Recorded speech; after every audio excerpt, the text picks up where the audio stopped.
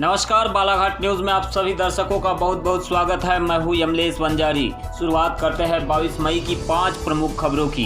Corona lockdown के कारण नगर में सभी प्रकार के विकास कार्य बंद हो गए थे, जिन्हें अब धीरे धीरे पटरी पर लाने के लिए कलेक्टर दीपक आर्य ने निरीक्षण करना शुरू कर दिया है। शुक्रवार को कलेक्टर दीपक आर्य और पुलिस अधीक्षक अभिषेक तिवारी ने नगर के बस स्टैंड का निरीक्षण किया। इस दौरान उन्होंने बस स्टैंड से निकलकर विभिन्न रूटों पर चलने वाली यात्री बसों से बिगड़ने वाली व्यवस्था को सुधारने पर फोकस किया। उनके साथ नगरपालिका के मुख्य कार्यपालन अधिकारी दिनेश बागमारे, यातायात व्यवस्था को देखने वाले पुलिस अधिकारी मौजूद रहे। बालाघाट न्यूज से कलेक्टर ने इस निरीक्षण पर चर्चा की, जिस पर कलेक्टर ने यातायात व्यवस्था को सुचारू बनाने के लिए जो कार्य रुक गए थे उन पर जल्द ही योजनाबद्ध तरीके से कार्य करने की बात कही है।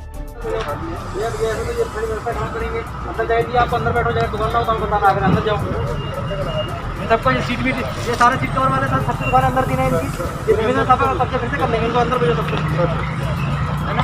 और चलो सीओ को सब ये कच्चा वाला है, इसको इधर मिला और वहाँ से ये पर इसको तोड़ना है तो ये काहे के लिए रखा हुआ है ये अलग बिट का अपने इंतजार कर रहे हैं कि बन जाए कॉम्प्लेक्स। हाँ, अभी लोग इस्तेमाल कर रहे हैं ना, ये पुल हटा देगा आप बोर्ड सीधी बना दो और इतना हो जाएगी, बस क्रॉस हो जाए आराम से। आप थोड़ा सा एक्स्ट्रा लेकर के वहाँ तक ये आपका मोटरसाइकिल पार्किंग हो जाएगा। चल रही थी बस स्टैंड पे, क्योंकि लॉकडाउन के कारण ये कार्य रुक गया था। तो इस संदर्भ में एसपी साहब ने आज इसको जगह पर देखा है। विशेष रूप से हमारा प्रयास है कि जो अस्पताल से जो रोड आ रही है, अस्पताल के पीछे जो रोड निकलती है उसमें हैवी व्हीकल बंद किया जाए, क्योंकि अस्पताल अब हमारा दोनों तरफ हो गया है। मदर वार्ड एक तरफ है, मदर वार्ड के सामने SNCU है, तो छोटे छोटे बच्चों के साथ में माँओं का, उनके परिवार वालों का आवागमन उस रोड से चलता रहता है और वो काफ़ी असुरक्षित महसूस अपने आप करते हैं।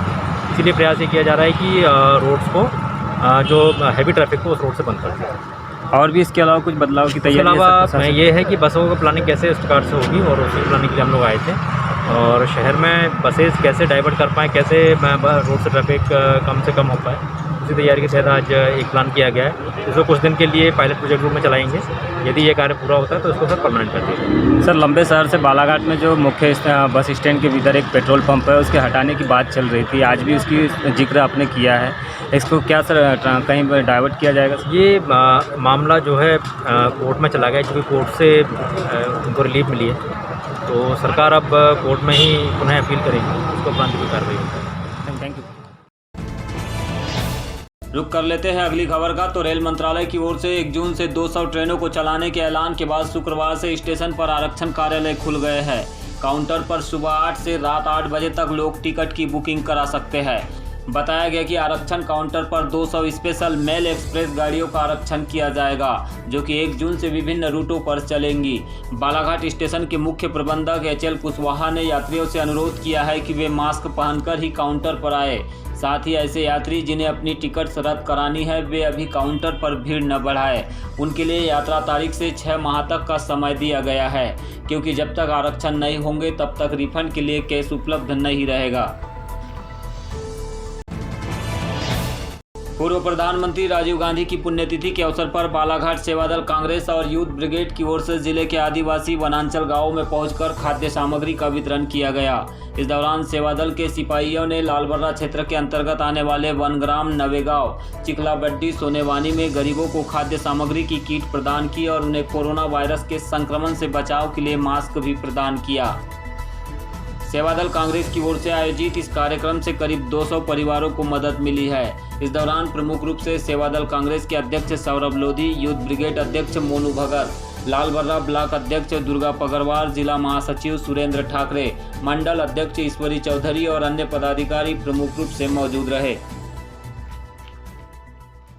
हमारी जो बालाघाट जिले की टीम है, विभिन्न ब्लॉक अध्यक्ष, जिला पदाधिकारी अपने अपने ब्लॉकों में उनसे जो संभव हो पा रहा है वो कर रहे, और साथ ही जिला टीम अभी विगत दिनों किन्नापुर के लगभग 8 ग्रामों जो आदिवासी ग्राम है, जो जहाँ तक पहुँचना बहुत असंभव है, वहाँ पर कांग्रेस सेवा दल के सिपाहियों ने पहुँचकर लगभग 600 पैकेट खाद्यान्न सामग्री के वितरण किए गए थे, जिसमें आवश्यक सामग्री में चावल, दाल, नमक, मिर्ची, तेल, 3 प्रकार की सब्जियां, मास्क, सैनिटाइजर, साबुन सहित अन्य सामग्री जो उनकी दिनचर्या में शामिल होती है उन आदिवासी भाइयों को देने का कार्य किए थे। उसी तरीके से कल 21 मई को राजीव गांधी जी की पुण्यतिथि के अवसर पर हमने लालबर्रा क्षेत्र के 4 गांवों का चयन किया गया था, जिसमें हमारे साथ में कांग्रेस सेवादल यंग ब्रिगेड एवं यूथ कांग्रेस एनुसाई एवं कांग्रेस पार्टी के वरिष्ठ साथियों के साथ हमने चिकलावडी, सोनेवानी, नवेगांव ग्रामों में पहुंचकर लगभग 200 आदिवासी भाइयों को खाद्यान्न सामग्री वितरण किए। देखिए, आज राजीव गांधी जी की पुण्यतिथि के अवसर पर कांग्रेस सेवा दल और कांग्रेस यूथ ब्रिगेड सेवा दल के माध्यम से हम आदिवासी गाँव में खाद्यान्न सामग्री का वितरण हमारे द्वारा किया जा रहा है, जिससे आज आदिवासी गांव में हम चाहते हैं कि हमारे द्वारा 2 वक्त का तो चूल्हा जल सके। लेकिन ये जो आज विपदा की घड़ी है, कोरोना संकट की घड़ी है, इस घड़ी में मैं भी चाहूँगा अनेक समाज सेवी संस्थाओं से कि इन आदिवासी गाँव में जहाँ सही में आवश्यकता है वहाँ आकर इन सामग्री का वितरण करें। वर्षा ऋतु के दौरान अतिवृष्टि होने पर जिले के अनेक गांवों में बाढ़ की स्थिति बन जाती है। इसी परिप्रेक्ष्य में कलेक्टर दीपक आर्य की अध्यक्षता में आज अधिकारियों की बैठक आयोजित कर उन्हें बाढ़ एवं अतिवृष्टि की स्थिति से निर्मित होने पर बचाव एवं राहत कार्यों के लिए सतर्क रहने और इसके लिए सभी आवश्यक तैयारियां पहले से ही कर लेने के निर्देश दिए गए। बैठक में अपर कलेक्टर राघवेंद्र सिंह, सहायक कलेक्टर अक्षय तोमरवाल, सभी एसडीएम एवं तहसीलदार सहित खाद्य एवं आपूर्ति अधिकारी, सिंचाई विभाग के कार्यपालन यंत्री भी मौजूद रहे।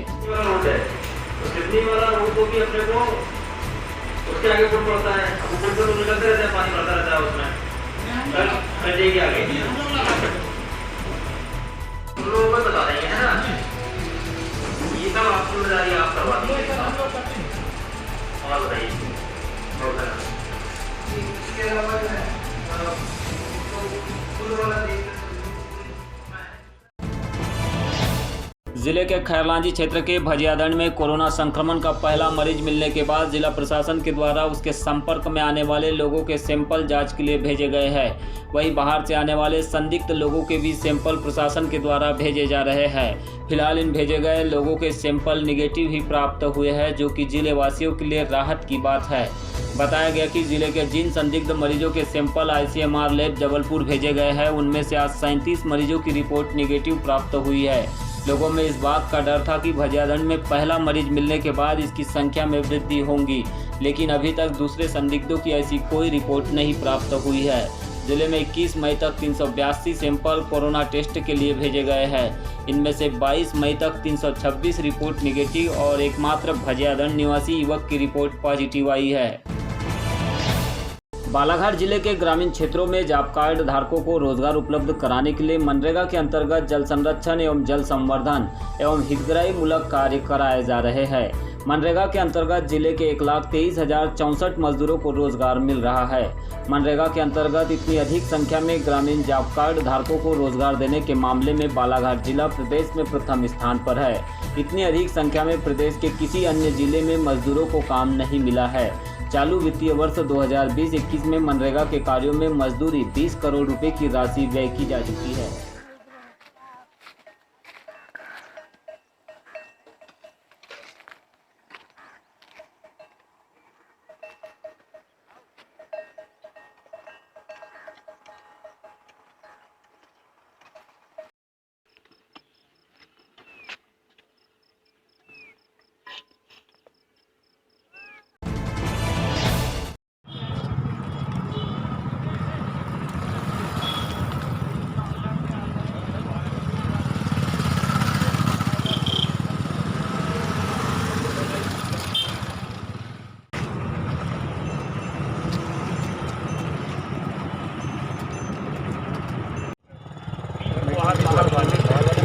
बाहर वाले में भी और बीच वाले में 7 साल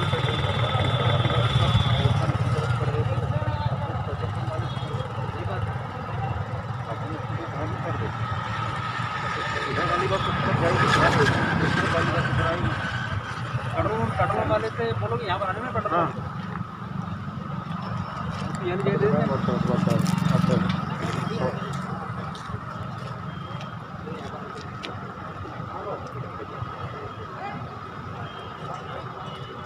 जब वो उसमें क्या है, जो हटाना उसको पाएगा, उसमें सिंपल से ये है जब वो जो पूरा तैयार हो गया रास्ते को, तो आपने उसको उसके बाद आपने इसके